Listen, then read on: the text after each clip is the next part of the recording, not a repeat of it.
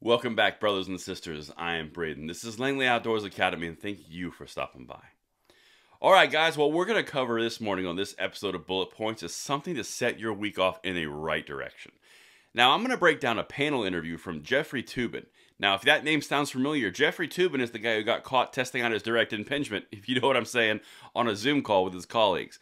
But this is a very important segment to showcase because CNN on live TV is starting to realize that all the gun control schemes, all the infringements that they were putting forward and advocating for are A, either going to be struck down, B, going to be much more difficult to push forward, and C, the entire world changed in the blink of an eye. Hashtag thanks Clarence Thomas. Everything's going to be linked in the description box below because I want to hear from you guys on this one. We are always trying to earn that subscription, so if you guys think that what we're doing is bringing value, please consider subscribing, hitting that notification bell so we can get as many people on board with information to further our Second Amendment rights as we can. Thank you so much in advance. Let's get it. Let's talk to Jeffrey Toobin. All right, so again, that's the setup, right? CNN, Bruen decision, check out what the anchor sets up, and then I'm going to introduce Jeffrey.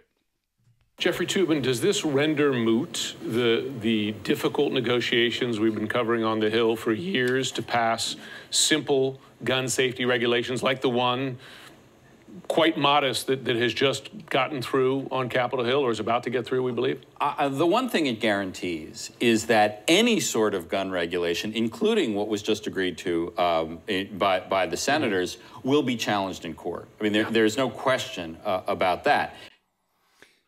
So now the reason that I'm bringing this clip is specifically because this is coming from a gun control proponent. This is a gun rights opposition group. This is CNN. They are not a journalist organization. You even heard in that setup question about lamenting about the fact that it's common sense gun reform, and does it render the point moot of how often we fought in our hard-striven moments about the Senate deal. And even Jeffrey Toobin, an analyst at CNN, says, yeah, even that's going to be legally challenged. This might not work out the best way that you possibly can. Now we're going to get into this next piece about picking up momentum that's so important on this channel we've covered. This Bruen decision basically changes the layout and the playing field across the board. And for CNN to say it on live TV, check this out. All right, let's go back to direct impingement. This expands the Second Amendment right. What we don't know is if it completely eliminates the possibility for any sort of gun regulation. I am just working my way through the opinion. It is possible that red flag laws may still be intact after this.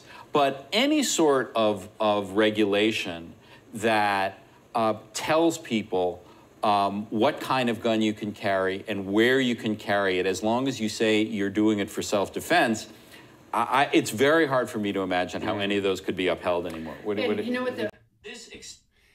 It's very hard for me to imagine how any of those could be held up anymore. We might be able to hold on to red flag laws, and that's a might. Understand, for Jeffrey Toobin and for CNN anchors to be talking in this manner, everything has changed, even coming from a gun control proponent's mouth. You mean we can't control who can carry what gun and where? It's almost like you just discovered everything that you've built your preconceived notions on, your entire political aspirations for the Second Amendment have been reset because you were unconstitutional the entire time. And that's why I'm hitting this clip, because it's hitting them like a ton of bricks that they don't know what to do. Now, Jeffrey's going to be sitting out on this next one, but I'm going to show you where they even say it's going next, and this is the fight we're going to look at. Don't worry about Jeffrey. I'm sure he'll find something to do in his spare time. All right, let's get it. Justice Scalia, to keep his justice majority back in 2008, included language about sensitive places where government could still regulate guns. And there was a lot of tension during oral arguments about that. If suddenly Justice Thomas is saying, you know, not just schools, but maybe, you know, subways, other places that now could be, you know, up for grabs in different ways. So once we see the rationale, we're going to know how far it can really go. And that's the reason I wanted to wrap with that clip. They just gave away the game plan right there. They're talking about we might keep red flag laws, we might not, we don't know. Pretty much any type of infringement on the Second Amendment, that's going to be hard to enforce in court. Even the Senate deal of which we just passed, that might be challenged. and they're starting to hit on sensitive places. That's why they're going after the Scalia language. That's why Thomas went with the sensitive places in his own document on the Bruins, or his opinion on the Bruen case.